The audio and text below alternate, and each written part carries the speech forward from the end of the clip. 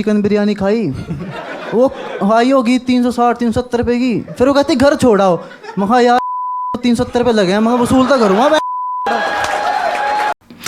ഈ ഒരു വീഡിയോ എല്ലാവരും കണ്ടിട്ടുണ്ടാവും. അതുകൂടാതെ ഒരുപാട് പേര് പ്രതികരിച്ചിട്ടുണ്ട് ഇതിനെതിരെ. ഒരുപാട് പേര് 370 രൂപയുടെ ബിരിയാണി എന്ന് പറഞ്ഞിട്ട് ക്യാപ്ഷനൊക്കെ ഇട്ട് വീഡിയോസ് ചെയ്യുന്നുണ്ട്.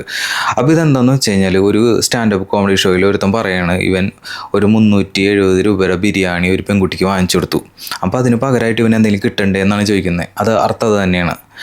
ഈ വീഡിയോ ഉണ്ടല്ലോ, ഈ വീഡിയോ ഒന്നും പലർക്കും എഫക്റ്റ് ആയിട്ടില്ല. എന്താണെന്ന് വെച്ച് കഴിഞ്ഞാൽ ഇത് വളരെ കോമൺ ആയിട്ട് നമ്മളിടയിൽ കാണുന്നതാണ്. അതായത് ഞാൻ അവൾക്ക് വേണ്ടി ഇത്ര രൂപ സ്പെൻഡ് ചെയ്തു, ഞാൻ അവൾ ഇത്ര നാൾ സ്നേഹിച്ചു, അതുകൊണ്ട് എനിക്ക് എന്തെങ്കിലും തിരിച്ച് കിട്ടണം.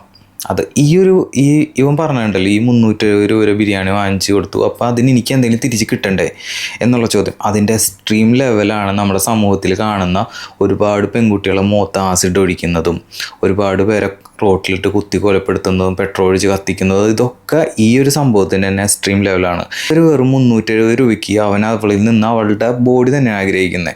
അതേപോലെ തന്നെ ഒരുപാട് നാൾ സ്നേഹിച്ച ആൾക്കാർ, ഒരുപാട് രൂപ സ്പെൻഡ് ചെയ്തിട്ടുള്ള ആൾക്കാർ, അവരുടെ മൈൻഡിൽ ഓടിക്കൊണ്ടിരിക്കുന്നത് ഞാൻ ഇത്രയൊക്കെ ചെയ്ത് അപ്പോൾ എനിക്ക് എന്തെങ്കിലും തിരിച്ചു വേണം.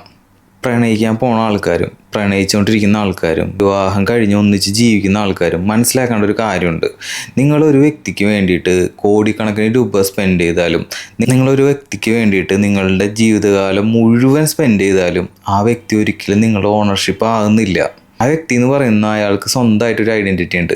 നിങ്ങളൊക്കെ എന്തൊക്കെ ചെയ്തെന്ന് കരുതിയാലും അയാൾ ഒരിക്കലും നിങ്ങളുടെ ഓണർഷിപ്പ് ആകുന്നില്ല. ആ ഒരു കാര്യം എപ്പോഴും നിങ്ങളുടെ തലയിൽ വേണം.